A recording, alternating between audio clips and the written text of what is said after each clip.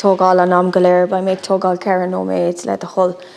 Ara tá áthas orm Lort an mille seo an méall planála agus farbart.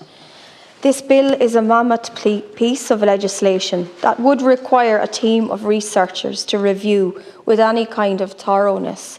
I do accept the basic objectives of the bill are to facilitate reforms around number one, improved consistency and alignment throughout all tiers of planning, and that's certainly to be welcomed.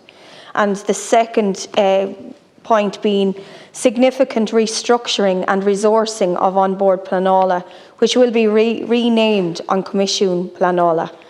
And the third thing then is the increased certainty across the planning system through the introduction of statutory timelines for decision making, including for the first time on Comisiún Planála.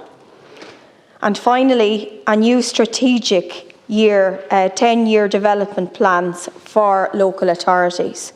All of these are worthy objectives, and if they materialise, then we will certainly be in a much better place than we are now. We have all seen how planning dysfunction has led to paralysis in so many areas, from housing to forestry to roads to service provision. And I know in terms of the forestry sector, there were serial objectors that were crippling this sector, and this is a sector that employs 10,000 people in the state. So I would welcome any bill that would address serial objectors. I've also heard anytime I attend the IBEC meetings, that it is putting investment in jeopardy, that when you have serial objectors and you have investors coming in, then it is putting those investments at jeopardy, which can cost us jobs. And we have to also think of our economy and indeed protect it. So I do welcome any bill that's going to address all of that. And I do feel that it will be good for Ireland and that we will certainly attract in more investment if people know that when they come in here to invest, that they will have a clear route and that there won't be as many obstructions. And that's certainly to be welcomed. The current process is cumbersome and deeply discriminatory at present. And we do see this also with reference to rural planning, which has been mentioned here a number of times already. Indeed, it has been more than a year now since I raised rural planning matters at Leaders' Questions with the Minister for Public Expenditure and Reform, Michael McGrath. He confirmed to me at that point that the revised rural housing guidelines for planning authorities would be published within the next month or 6 weeks at the latest. But yet there is still massive uncertainty around the kind of flexibility that rural families are looking for. We know, for example, that the revised and updated guidelines have been eagerly awaited since 2017, when a working group established within the Department of Housing to examine the issue of rural housing, including so-called one-off housing. Instead, we have had to rely on instructions such as the Supreme Court.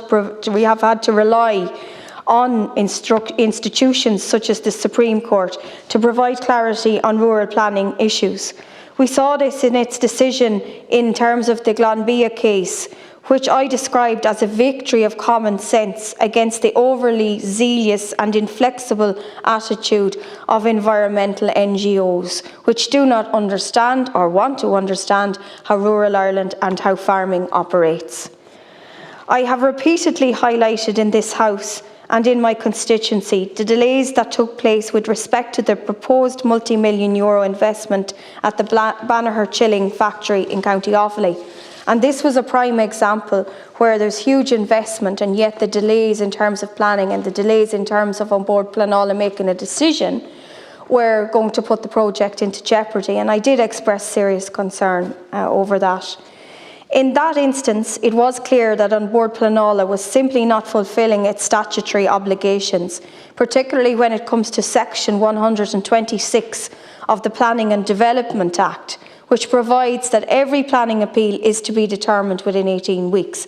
There's huge issues around that, and I really do hope that this bill will address that. I know you mentioned on board Planola in the bill and additional resources, and hopefully the new name is a new start, and that these extra resources will ensure that decisions are made within the statutory timeframe. I would certainly wholeheartedly welcome that, as I'm sure would people building one-off housing and also investors.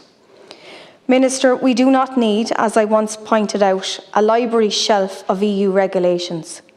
We need a much more simplified system, because the one we have isn't working. And if this bill achieves that, if it creates a system that is clear and less bureaucratic, I certainly will be very happy. Although I do have to say that I have serious doubts, given our history of planning legislation. But I do hope that there is going to be a change, and I know that I would certainly be one of the many who would be welcoming these changes. Carol Nolan.